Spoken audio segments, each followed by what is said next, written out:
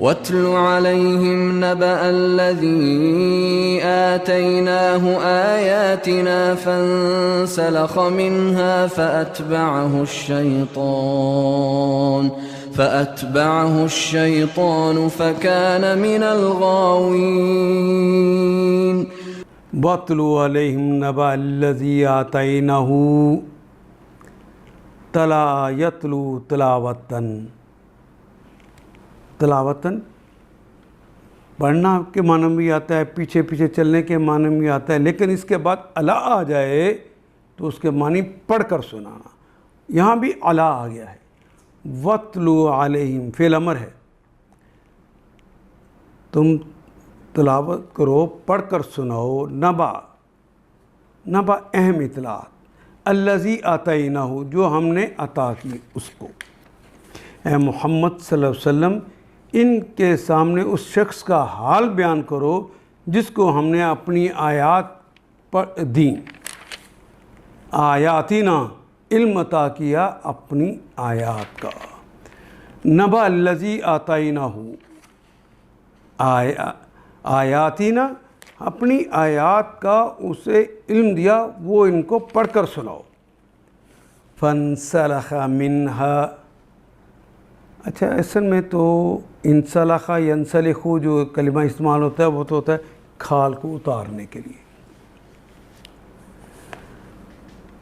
اور پابندی سے نکلنے کے لیے بھی یہی کلمہ استعمال ہوتا ہے۔ فانسلخ منہا تو اس پابندی سے نکل گئے، نکل جانا، پابندی سے نکلے۔ فَأَتْبَعُهُ پس اتبع تو پیچھے لگ گیا، ہو اس کے پیچھے لگ گیا، الشیطان شیطان اس کے پیچھے لگ گیا۔ فَكَانَ مِنَ الْغَاوِينَ پس کانا تھا، من الغاوین غوا یغوی غین، اور غاوی کہتے ہیں گمراہ کو، غاوین گمراہوں میں سے تھا۔ اے محمد صلی اللہ علیہ وسلم ان کے سامنے اس شخص کا حال بیان کیجئے۔ وَاتْلُ عَلَيْهِمْ نَبَأَ الَّذِي آتَيْنَاهُ اس شخص کا حال بیان کیجئے جس کو عطا کیا تھا ہم نے آیاتنا اپنی آیات کو، یعنی اپنی آیات کا علم اسے عطا کیا تھا۔ فَانسَلَخَ مِنْهَا مگر وہ اس پابندی سے نکل بھاگا۔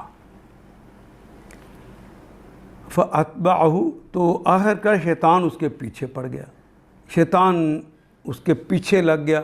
فَكَانَ مِنَ الْغَاوِينَ یہاں تک کہ وہ بھٹکنے والوں میں شامل ہو گیا۔ ان آیات کو ایک دفعہ پھر تلاوت خود کیجیے، عربی و مبین پڑھتے ہوئے دیکھیے، کیا بات پوری اندر اتر رہی ہے؟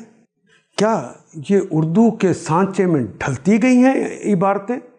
اگر بات سمجھ آنی شروع ہو گئی تو الحمدللہ یہی ہمارا ہدف ہے، اور یہ ہدف پورا ہو گیا۔